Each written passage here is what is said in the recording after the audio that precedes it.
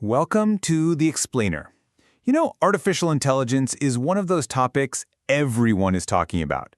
But today, we're going to look at it from a really unique angle, drawing from a pastor's sermon that framed the whole issue not just through technology, but through theology. This is the question on everyone's mind, right? There's this mix of real anxiety and, a little bit of excitement about what the future of work is going to look like and where we all fit in. Okay, let's just pause on this for a second. This is a pretty surprising and, let's be honest, kind of funny take from the sermon we're digging into. The argument is basically that some jobs have this built-in protection because they deal with something a machine can never, ever have: a human spirit. So, that leads us right into our first big idea: a tool, not a soul. This whole perspective starts with a really fundamental distinction. And it asks the question, what is it that truly deeply separates us from the machines we create? Well, from this viewpoint, the answer is all about this core concept called imago Dei. It's a theological idea that says humans, we, are uniquely created with a spirit, with consciousness, with a reflection of the divine. It's our inherent dignity, our essence. And that is something no machine can ever possess. The sermon uses this fascinating analogy that goes all the way back to ancient Rome to frame this. See, Roman society had tools, and then they had what they called talking tools, which were slaves. In this view, AI, as powerful as it is basically a modern, very sophisticated talking tool. But it's still a tool. It's made by us, we are made by God. And that distinction, well, that changes everything. Okay, but if AI is really just a tool, then where do all these very real dangers come from?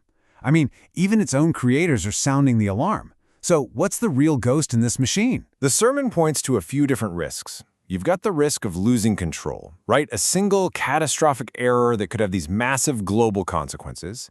Then, of course, there's malicious use, people using it for fraud or for terrorism.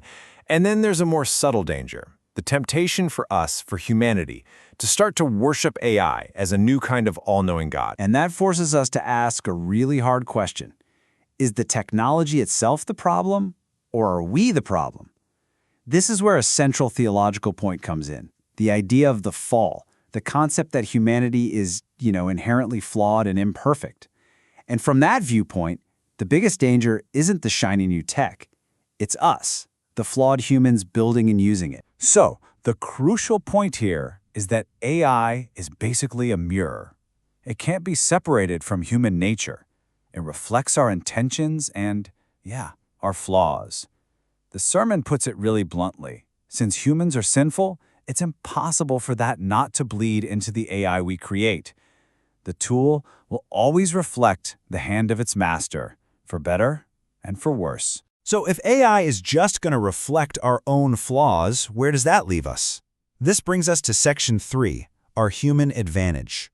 In an age of intelligent machines, what is it that becomes our greatest strength? The sermon draws a really clear line right here. It suggests that AI is going to absolutely master the hard skills, all those repeatable, data-driven tasks. So our real advantage, our sweet spot, lies in the soft skills, those uniquely human abilities that you just can't code. This is such a critical distinction. Think about it. An AI can be trained on all the data patterns of empathy. It can learn the right words to say.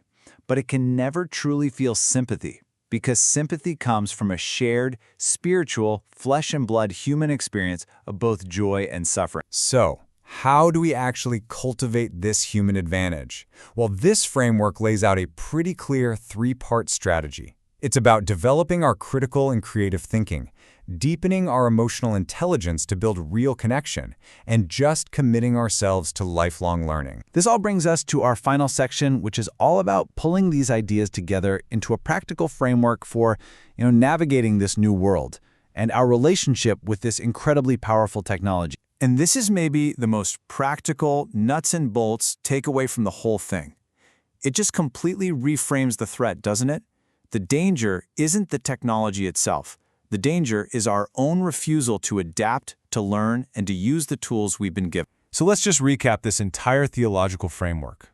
Number 1, AI is a powerful tool, but it is not a soul. Number 2, its biggest risks come directly from our own human fallibility. And number 3, our future, our value. It all depends on cultivating those uniquely human skills, things like creativity, connection, and moral judgment. And this difference between knowledge and wisdom, that's really the heart of the message.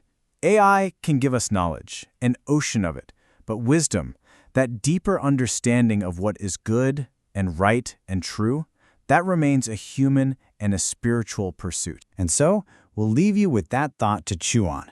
From this perspective, the ultimate challenge of the AI era isn't that it's going to make us obsolete. No, the real challenge is that it's going to force us to become more, not less, human.